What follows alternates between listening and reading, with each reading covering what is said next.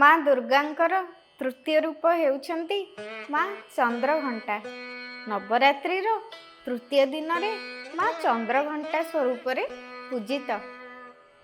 ମାଙ୍କର ମସ୍ତକରେ ଘଣ୍ଟା ଆକୃତିର ଚନ୍ଦ୍ର ଥିବାରୁ ସେ ଚନ୍ଦ୍ରଘଣ୍ଟା।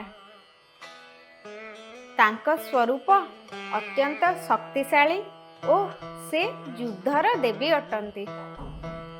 ଅନେକ ଅସ୍ତ୍ରଶସ୍ତ୍ର ସହ ମା ହସ୍ତରେ ଜପମାଳା ଓ କମଣ୍ଡଳୁ ଧାରଣ କରିଛନ୍ତି।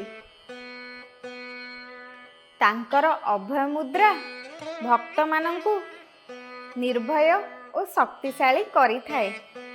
ମାଙ୍କୁ ଘୃତ ଦୀପ ଦେଇ ଅନେକ ମିଷ୍ଟାନ୍ନ ସହ ପୂଜା କରାଯାଏ।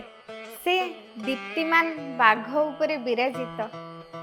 ମାଙ୍କର ଅଭୟ ମୁଦ୍ରା ଭକ୍ତମାନଙ୍କୁ ନିର୍ଭୟ ଓ ଶକ୍ତିଶାଳୀ କରିଥାଏ। ମାଙ୍କୁ ଘୃତ ଦୀପ ଜଳାଇ ଭକ୍ତମାନେ ଦୁଗ୍ଧରେ ନିର୍ମିତ ଅନେକ ମିଠା ସହ ପୂଜା କରିଥାନ୍ତି। ସମସ୍ତଙ୍କୁ ନବରାତ୍ରି ତୃତୀୟ ଦିନର ଅନେକ ଅନେକ ଶୁଭେଚ୍ଛା ଓ ଅଭିନନ୍ଦନ। ଶୁଭ ନବରାତ୍ରି।